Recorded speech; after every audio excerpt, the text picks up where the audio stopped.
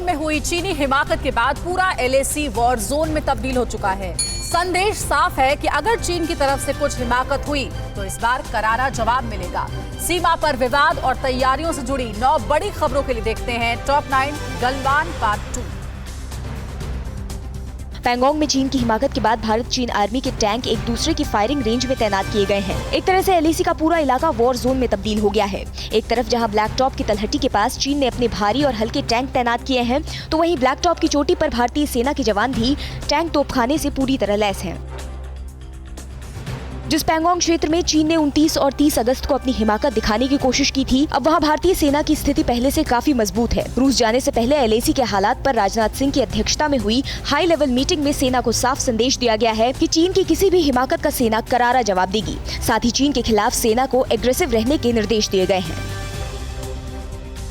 चीन की धोखे की कार्रवाई के बाद अब भारत पूरी तरह से चौकन्ना हो गया है। विदेश सचिव हर्ष श्रृंखला और army chief general MM Naravane ने आज से शुरू होने वाली अपनी म्यांमार यात्रा को रद्द कर दिया है। इस दौरान विदेश मंत्रालय की तरफ से कहा गया है कि भारत ने ड्रैगन को 2 टूक शब्दों में कह दिया है कि वो अपने सैनिकों पर नियंत्रण रखे।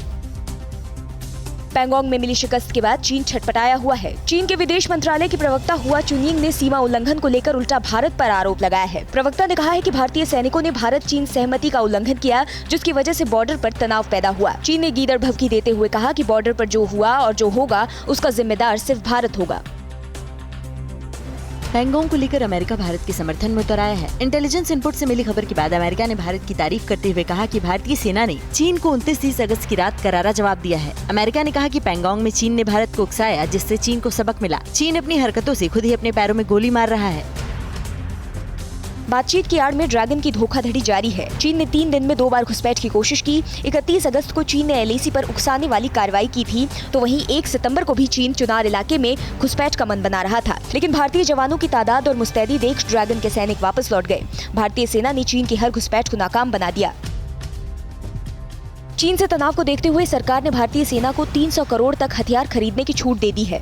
इसके अलावा 39,000 करोड़ के इक्विपमेंट भी आएंगे, जिसमें 1000 किलोमीटर तक मारने वाली मिसाइलें बनेंगी। गलवान घटना के बाद से ही भारत ने कई अहम डिफेंस डील को मंजूरी दी है, जिससे भारतीय सेना LAC पर मजबूती से टिकी रहे। चीन अरुणाचल सीमा के पास जिस कृत्रिम झील यानी वाटर बम को बना रहा है, उसे लेकर एक बड़ा खुलासा सामने आया है। इंटेलिजेंस इनपुट के मुताबिक चीन की ये चाल है कि इस वाटर बम के सहारे वो भारत में जल प्रलय लाएगा और जब भारत बाढ़ से निपटने में व्यस्त होगा तो इसका फायदा उठाते हुए LAC पर अतिक्रमण करेगा। इस खतरे पर अरुणाचल के CM पेमा खांडू ने भी केंद्र से बातचीत की है। भारत चीन के बीच बढ़ते तनाव को देखते हुए पड़ोसी देश नेपाल ने भी अपने बॉर्डर को लेकर अलर्ट जारी कर दिया है। नेपाल आर्म्ड पुलिस फोर्स की 44वीं बटालियन को निर्देश दिया गया है कि वो भारत और चीन से सटी सीमाओं पर अपने गश्ती दल की मुस्तैदी को और सख्त कर दे और पल पल की हरकतों पर कड़ी निगरानी रखे। परवाह देश की, सोमवार से शुक्रवार रात 10 बजे TV9 भारतवर्ष पर।